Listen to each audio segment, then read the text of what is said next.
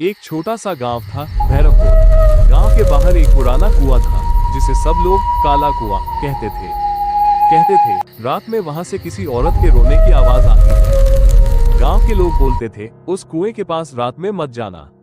जो गया वापस वैसा नहीं लौटा। गांव में एक लड़का था, राहुल। वो पढ़ा लिखा था और भूत प्रेत पर विश्वास नहीं करता था। रात को चाय की दुकान पर लोग डर की बातें कर रहे थे। एक बूढ़ा बोला, उस कुएं में आत्मा रहती है, उसने कई लोगों को बुलाया है। राहुल हंस पड़ा, अरे बाबा, ये सब कहानियां हैं, मैं अभी जाकर देख आता हूँ। सब चौंक गए। राहुल के दो दोस्त थे, अमन और सोनू।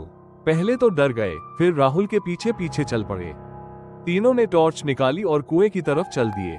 रात का अंधेरा, हवा ठंडी और पेड़ों की आवाज। सर सोनू धीरे बोला, भाई वापस चले क्या? राहुल बोला, डरपोक मत बन। जैसे ही वो कुएं के पास पहुंचे, टॉर्च की रोशनी में कुआं बिल्कुल काला दिख रहा था। कुएं के चारों तरफ पुरानी जंजीरें पड़ी थी और पास में एक टूटा हुआ मंदिर था। अमन ने कहा, ये जगह सही नहीं लग रही। राहुल ने कुएं में झांका और जोर से बोला, अगर कोई है तो बाहर आओ। कुछ सेकंड तक सन्नाटा रहा, फिर अचानक कुएं से धीमी आवाज आई। राहुल, तीनों के शरीर में सिहरन दौड़ गई।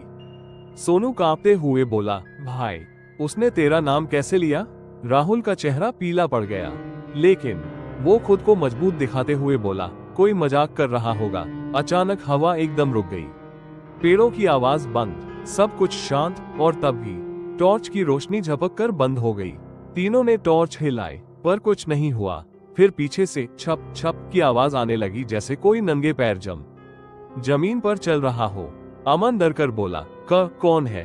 धीरे धीरे चांद की हल्की रोशनी में एक औरत दिखाई दी। सफेद साड़ी, बाल खुले, चेहरा नीचे झुका हुआ। वो कुएं के पास खड़ी थी। राहुल ने डरते हुए पूछा, तुम कौन हो? औरत ने सिर उठाया। उसकी आंखें नहीं थी, सिर्फ काला खाली गड्ढा था। सोनू चीख पड़ा, भागो।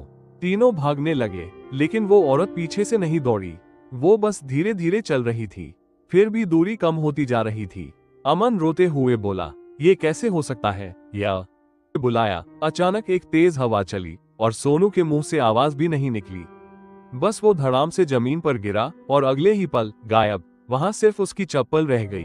अमन चीखा, सोनू। अमन ने राहुल को खींचकर उठाया और बोला, भाग, वरना हम मर जाएंगे। दोनों गांव की तरफ दौड़े, लेकिन पीछे से आवाज आई, राहुल वापस आओ। और तभी राहुल ने अचानक रुककर कहा, अमन, मेरा सिर भारी हो रहा है। अमन ने देखा राहुल की आंख। राहुल ने अचानक मुस्कुराकर कहा, अमन, अब भागने का फायदा नहीं।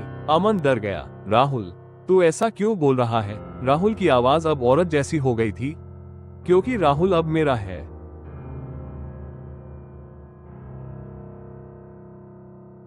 भागते भागते राहुल ठोकर खाकर गिर गया। उसके हाथ से मोबाइल गिर गया। मोबाइल का कैमरा ऑन था और स्क्रीन पर साफ दिख रहा था।